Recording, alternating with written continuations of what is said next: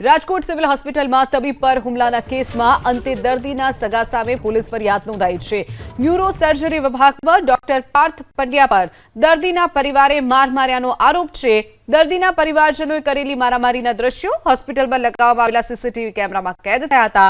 Blood બેંકમાંથી લોહી લેવા માટેના ફોર્મને લઈ તબીબ અને દર્દીના પરિવારજનો વચ્ચે બોલાચાલી થઈ હતી, જે બાદ દર્દી સાથે આવેલા જયદીપ ચાવડા નામના શખ્સે તબીબ સાથે મારઝૂડ કરી હતી।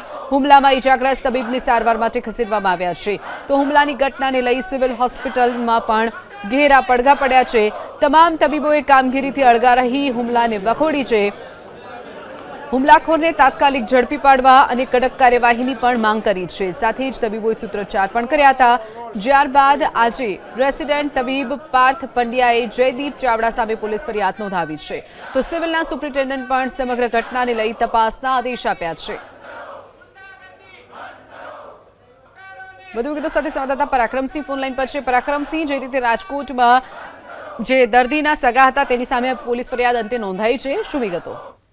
ચોક્કસ પ્રદ્યુમનનગર પોલીસ સ્ટેશનની અંદર જે પાર્થ પંડ્યા છે તેમના દ્વારા ફરિયાદ દાખલ કરવામાં આવી છે અને જે જયદીપ ચાવડા દ્વારા ગઈકાલે માર મારવામાં આવ્યો હતો, માર મારવાના સીસીટીવી પણ જે સામે આવ્યા હતા। ડોક્ટરને પછાડીને માર મારતાની સાથે જ મોટી સંખ્યામાં જે સિનિયર અને જુનિયર ડોક્ટરો ભેગા થઈ અને ભારે વિરોધ પ્રદર્શન કરવામાં આવ્યું હતું અને સાથે જે ડોક્ટરોએ રોષ પણ ઠાલવ્યો હતો અને તાત્કાલિક જે આરોપીને પકડવા માટેની માંગ કરવામાં આવી હતી।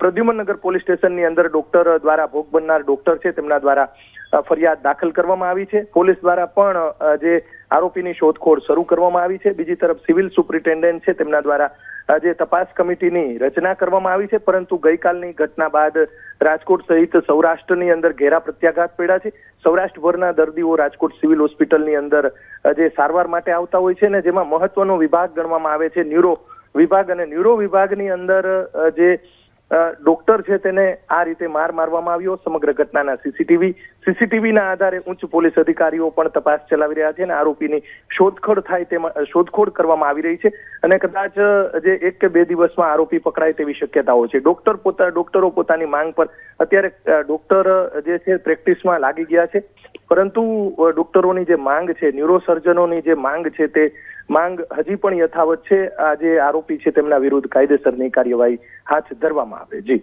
ચોક્કસથી પરાક્રમ, માહિતી બદલ આભાર।